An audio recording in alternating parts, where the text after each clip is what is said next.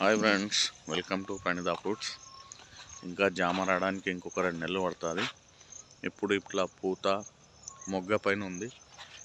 ఇంకా 2 నెలల టైం పడుతుంది. ఈ జామలో ఈ గడ్డి ఉండడం వల్ల పురుగు కావడానికి ఎక్కువ ఆస్కారం ఉంటుంది.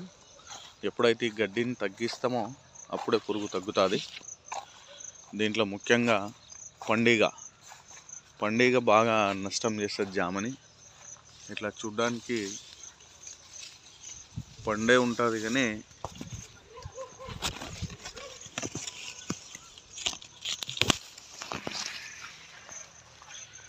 కాయ బాగా అనిపిస్తుంటుంది. పండులో మొత్తం పురుగు వచ్చేస్తుంది. దీనికి ఊది మందు అని డబ్బాలు కట్టాలా. ఆ డబ్బాలు కడితేనే కొంతవరకు కంట్రోల్ అవుతుంది.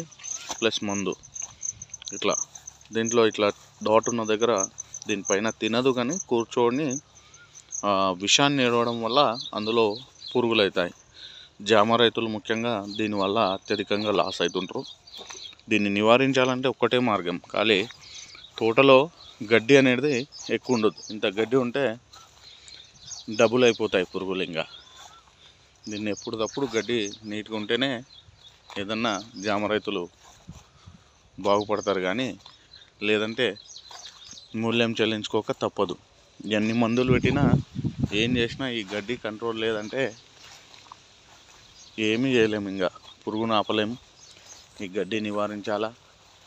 ఊది మందు డబ్బాలు కట్టి డబ్బాల వల్ల కొంతవరకు పురుగు కంట్రోల్ అవుతుంది.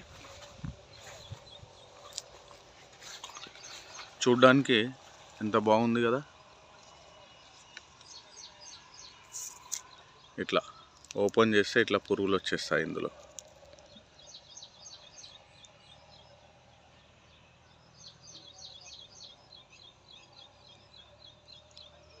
కాబట్టి కంపల్సరీ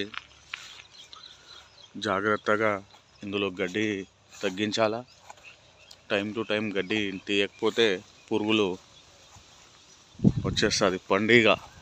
ముఖ్యంగా పండుగ నాశనం చేస్తుంది ఈ జామ పంటని.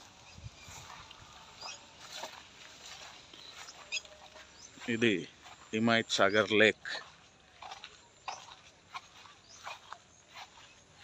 హిమాయత్ సాగర్ చెరువు ఇది.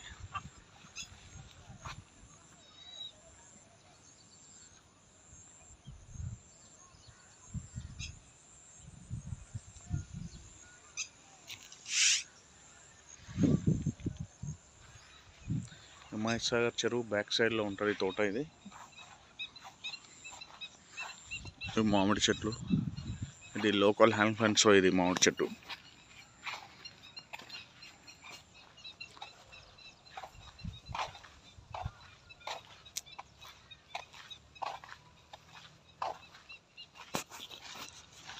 ఈ జామలో కంపల్సరీ తగిన జాగ్రత్తలు తీసుకోకపోతే జామ రైతులు నష్టపోతారు.